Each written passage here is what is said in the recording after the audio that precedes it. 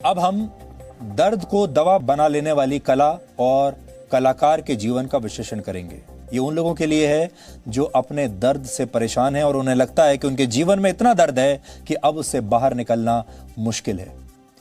आज ही के दिन वर्ष 1907 में मेक्सिको की मशहूर पेंटर फ्रिडा कालो का जन्म हुआ था और महज 47 वर्ष की उम्र में उनकी मृत्यु भी हो गई थी। लेकिन एक कलाकार कभी मरता नहीं, क्योंकि उसकी कला उसके जाने के बाद भी जीवित रहती है, बल्कि कई बार तो कलाकार के जाने के बाद उसकी कला और ज्यादा निखर कर सामने आती है। ये जो खबर आज हम आपको दिखा रहे हैं, ये आपको हिम्मत देने के लिए खबर हमने आज इसको लिया है। वैसे तो बहुत सारे लोगों को लगेगा कि इसमें खबर क्या है, इसमें न्यूज़ क्या है, लेकिन जब आप इस खबर को देखेंगे तो आपको समझ में आएगा कि ये खबर आपके जीवन पर बहुत बड़ा असर डाल सकती है। जन्म कब होगा और मृत्यु कब आएगी, ये हम में से किसी को नहीं पता, हम तय भी नहीं कर सकते, लेकिन जीवन कैसे जीना है ये हम जरूर तय कर सकते हैं। ये हमारे हाथ में है। फ्रिडा कालो का जीवन इसी दर्शन की जीती जागती पेंटिंग जैसी है। कहते हैं जब आप अपने काम को और अपनी कला को बहुत पसंद करते हैं तो आप स्वयं वो कला बन जाते हैं, यानी फिर आपको आपके पैशन से कोई अलग नहीं कर सकता, आपके जोश से आपको कोई जुदा नहीं कर सकता। फ्रिडा कालो का जीवन भी कुछ ऐसा ही था। फ्रिडा कालो को बचपन में ही पोलियो की बीमारी हो गई थी, जिसकी वजह से उनका एक पैर छोटा रह गया और इस शारीरिक कमी की वजह से स्कूल में उन्हें बुली किया जाता था, उन्हें परेशान किया जाता था। लेकिन उनके सपने तब भी ना तो परेशान हुए, ना पराजित हुए और ना ही वो विचलित हुए। वो डॉक्टर बनने के लिए अपने सपने की तरफ आगे बढ़ रही थी, डॉक्टर बनना चाहती थी। अचानक 18 साल की उम्र में उनके साथ एक दुर्घटना हुई। एक कार ने उनकी बस को टक्कर मार दी और बस की हैंड रेल उनके शरीर को भेदती हुई निकल गई। उनकी कमर यानी बैकबोन 3 जगह से टूट गई और कॉलर बोन पर भी बहुत गहरी चोट आई। उनका जो पैर पोलियो की वजह से छोटा रह गया था, वो पैर भी टूट गया। इस दौरान किसी ने उनके शरीर में धसी हुई हैंड रेल को बाहर निकालने की कोशिश की और ऐसा बताया जाता है कि इस दौरान उनकी हड्डियों के टूटने का जो शोर पैदा हुआ था, वो आसपास गुजरने वाले वाहनों के शोर से भी ज्यादा था।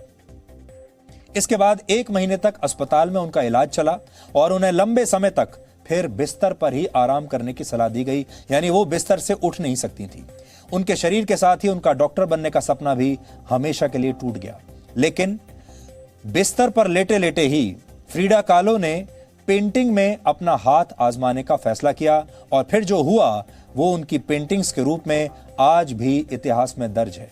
इस दौरान फ्रिडा का इलाज चलता रहा और वो लंबे समय तक, वर्षों तक बिस्तर पर ही रहीं, उठ नहीं सकती थी।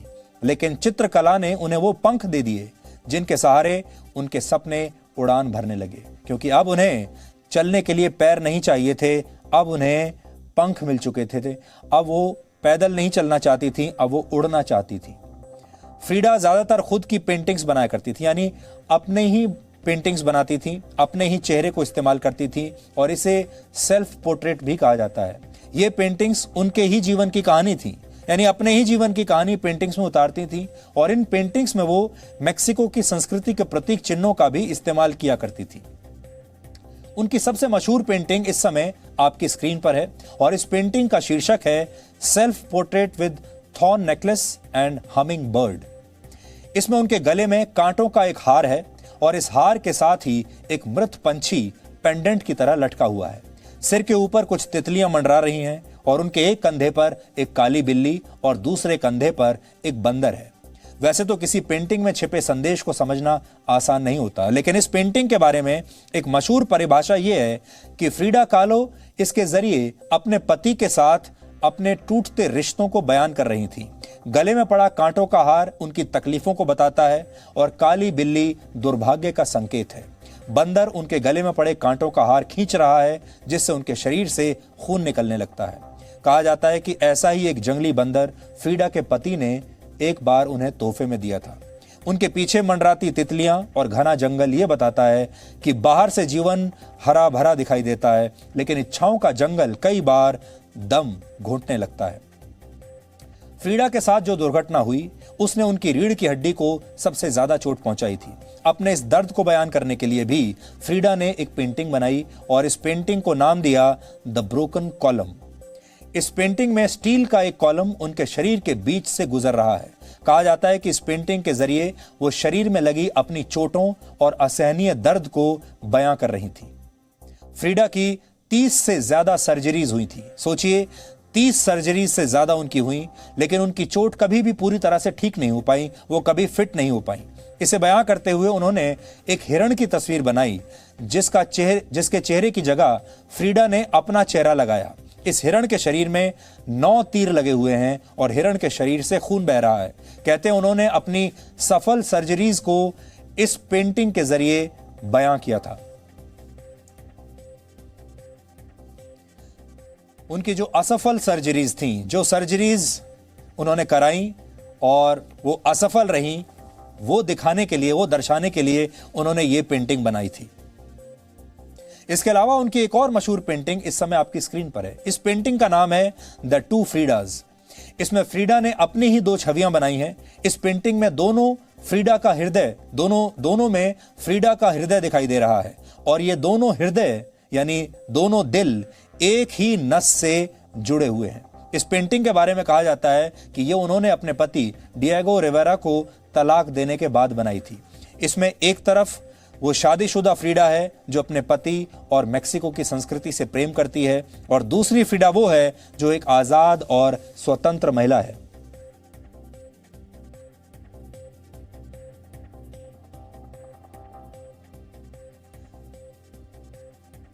हम सब के अंदर भी कई बार ऐसे ही 2 पर्सनैलिटीज या 2 व्यक्तित्व होते हैं और उनमें टकराव होता है।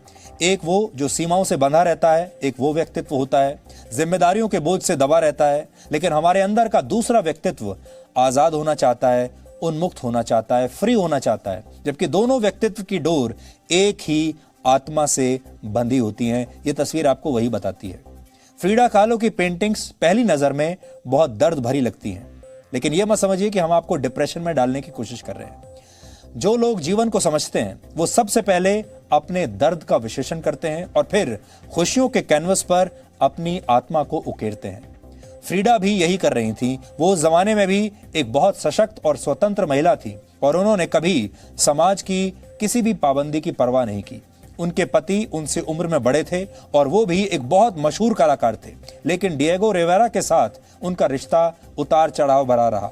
पहले तो फ्रीडा ने उन्हें तलाक दिया, लेकिन बाद में फिर से उन्हीं से विवाह भी कर लिया।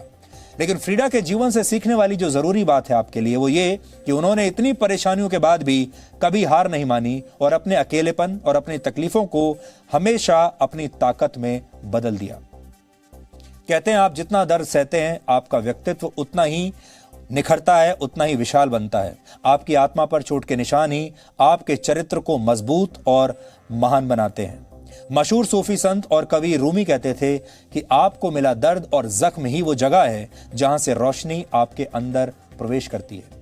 रूमी ने जो कहा उसे फ्रीडा ने अपनी पेंटिंग्स के जरिए चरितार्थ करके दिखाया और अपने जीवन के आखिरी दिनों में संक्रमण की वजह से फ्रीडा का एक पैर डॉक्टरों को काटना पड़ा था, लेकिन फ्रीडा कहती थी कि उन्हें पैरों की जरूरत नहीं क्योंकि उनके पास उड़ने के लिए पंख हैं। वो ये भी कहती थी कि उनके दुख हमेशा उन्हें डुबोने की कोशिश करते हैं, लेकिन उन्होंने तैरना सीख लिया है। फ्रीडा कहती थी कि वो खुद के साथ सबसे ज्यादा समय बिताती हैं, इसलिए उनका प्रिय विषय वो स्वयं है और इसीलिए वो अपने स्वयं की पेंटिंग्स बनाती हैं। इसलिए जीवन में दूसरों का विश्लेषण करने से पहले अपना विश्लेषण कीजिए, खुद को एक विषय बनाकर, सब्जेक्ट बनाकर उस पर रिसर्च कीजिए और फिर जब आप जीवन के कैनवस पर अपने अस्तित्व का चित्रण करेंगे तो आप पाएंगे कि आप उस राय से कहीं बेहतर हैं जो दूसरे आपके बारे में बनाते हैं। इसलिए हौसलों का ब्रश उठाइए और अपने वर्जन 2.0 का निर्माण आज से ही शुरू कीजिए। आपको सफल होने से कोई रोक नहीं पाएगा। आज फ्रीडा के बारे में हम आपको इसलिए बता रहे हैं क्योंकि आज उनका जन्मदिन है। अब आपको फ्रीडा की एक तस्वीर और हम दिखाना चाहते हैं। इस तस्वीर में उन्होंने साड़ी पहन रखी है और कहा जाता है कि इसमें उनके साथ मशहूर भारतीय लेखिका नयनतारा सहगल और उनकी छोटी बहन रीता डार दिख रही हैं। नयनतारा सहगल और रीता डार विजय लक्ष्मी पंडित की पुत्रियां हैं। विजय लक्ष्मी पंडित सोवियत रूस में भारत की पहली राजदूत थीं और विजय लक्ष्मी पंडित भारत के पहले प्रधानमंत्री जवाहरलाल नेहरू की बहन थी। कहा जाता है कि नयनतारा सहगल की फ्रीडा कालो से यह मुलाकात वर्ष 1947 में फ्रीडा के घर पर हुई थी। नीले रंग का यह घर फ्रीडा का पारिवारिक घर था और 1958 में इसे फ्रीडा की याद में एक म्यूजियम बना दिया गया। यह म्यूजियम फ्रीडा कालो के जीवन और उनकी कला को समर्पित है और हर महीने यहाँ 25,000 से ज्यादा पर्यटक आते हैं। भारतीय परिधान में फ्रीडा की यह तस्वीर वर्ष 2016 में सामने आई थी। फ्रीडा की एक मशहूर पेंटिंग द वुंडेड डियर में कर्मा शब्द भी लिखा हुआ है, जो कि भारत का शब्द है, हिंदी का शब्द है कर्मा। यानी फ्रीडा की पेंटिंग्स में कहीं ना कहीं आपको भारतीय दर्शन की छाप भी मिलती है। और ये सारी पेंटिंग्स उन्होंने बिस्तर पर लेटे हुए, जब वो हिल भी नहीं सकती थी, उठ भी नहीं सकती थी, ये सारी पेंटिंग्स उन्होंने अपने बिस्तर पर लेटे लेटे बनाई है। ये तस्वीर आप देखिए, वो बिस्तर पर लेटी रहती थी क्योंकि उनकी रीढ़ की हड्डी टूट चुकी थी, पैर खराब हो चुके थे और लेटे हुए वो इस तरीके से पेंट किया करती थी। Presenting B News app available on Google Play and App Store. Download it now.